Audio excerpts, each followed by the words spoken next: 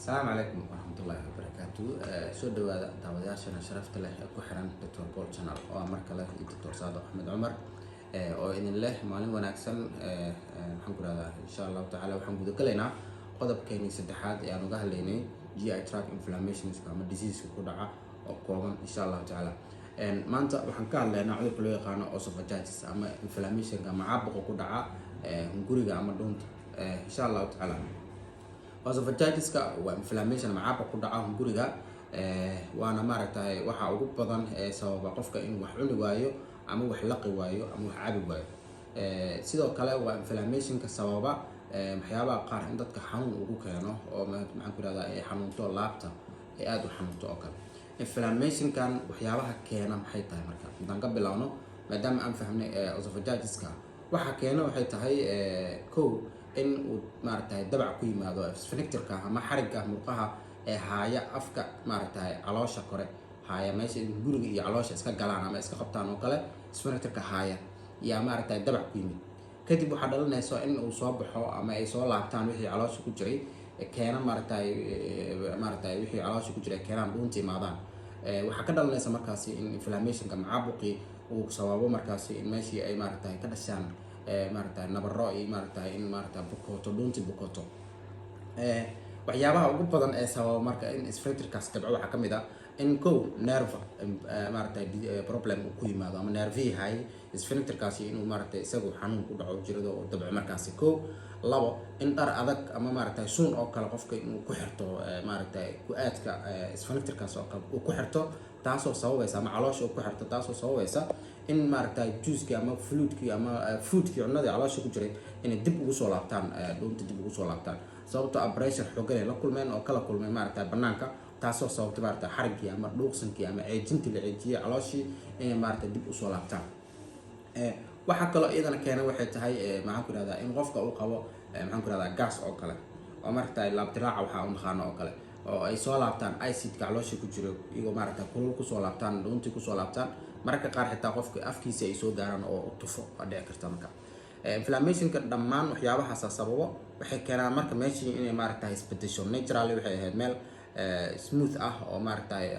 haddana maaragtay cunadii ay mari jireen cabitaankii ay mari jireen oo wax dhibaato qofka ku qaban karin laakiin hadda maadaama ay kusoo laabteen juice fara badan oo ka yimid caloosha ka yimid iyo fluid iyo food isla socda iyo cunno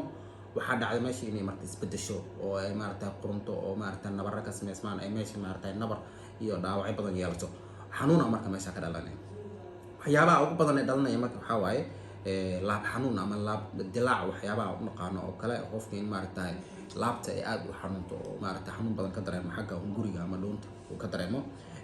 inuu waxyaabaha qaar cabi waayo laqi waayo ama hadday ahaan lahayn biyo ama hadday ahaan lahayn cunno oo kale oo ay dhibayso laqidii ay meesha marayaan wixii ay dhibayso oo xanuun badan ka sheeganayo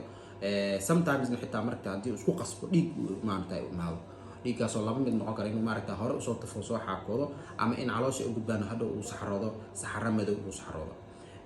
maasha allah waxaa kaloo maaragtay laga dareemi karaa qofkaasi in hadhow uu la yimaado maxaan ku yidhahdaa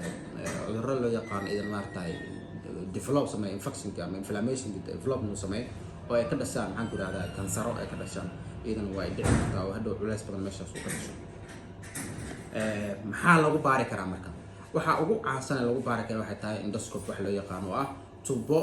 afka camera ku wadato oo leer ama iftiina leh taas oo loo dhaadhicinayo marka afka qofka kadibna dhuunta u gudbayso oo la ogaanayo inflammationka heerku leeyahay digrigiisii dhibaatada uu gaarsiisan yahay ilaa laga tagayo sphincterka caloosha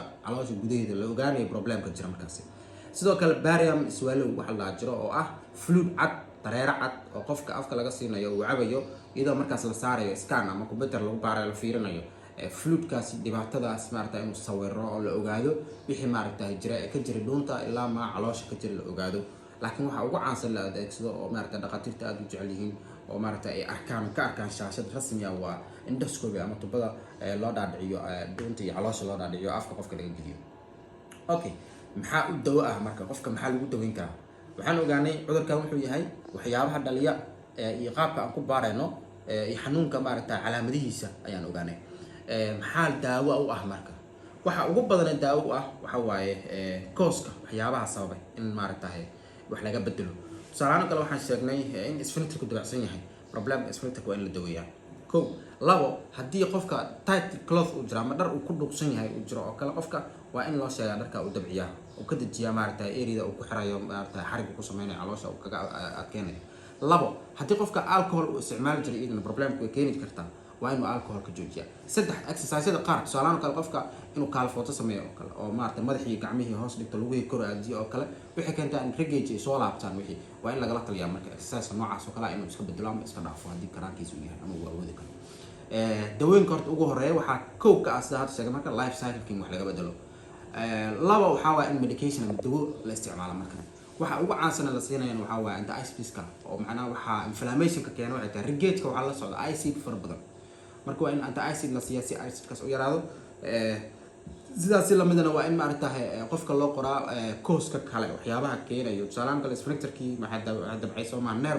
nerve dabca waa in daweyn loo qoraa ama dawooyinkan oo neerfaha loo isticmaalo iyagana loo qoraa si maaragtay xal looga gaaro in cunadii meesheeda ay ugu nagaato wixii caloosha ku dhaco ay ku nagaadaan meeshooda aysan gadaal usoo laaban maxaa marka feedbacka hadhow qofkan ay keeni karaa marka in waxaan ku ihahdaa la arko ama maaragtahay noqon kara in gadaal dambe ay kasoo baxaan waxaa kow ka noqon karaa in la arko waxay tahay inflammationkii inuu ka tago ulcers nabarro inuu ka tago caabuqii nabarro ka tagaya bukaan meelo badan oo duduleysho waxaa la arkaya cadcad oo maaragtay go-an ayaa la arkaya haddii meeshaas maaragtay waqti badan inflammationka uu kusoo laalaabanayo oo caabuqii uu hayo waxaa dhalana karta in dhuunta ay narrow noqoto ay yaraato ama ay maaragtay wax yaroo dhuuban oo xariga kale noqoto taasoo keeni karta marka hadhow in qofkii cuno badan markuu afka gelsho laqo maaragtay in dhib ku noqoto wixii in meeshii aysan ka gudbayn because of waxaa yaraaday tuubadii hunguriga yaraaday oo isku soo dhawaaday waxaa meesha ka dhalanaysa marka in qofkii wax yar wixii u laqo oo uusan awood u lahayn xajmiga marka hore uu laqayo uusan awood u lahayn waa dhibaatada ugu dambeysa ama raadka ugu dambeeya uu ka tago esophagitis-ka marka insha allahu tacaala halkaas ayaan kusoo koobaynaa barnaamijkeena inflammationka ku dhaca esophagitis-ka waana mahadsantihiin subscribe-kii laabkana waa xaggiina asalaamu calaykum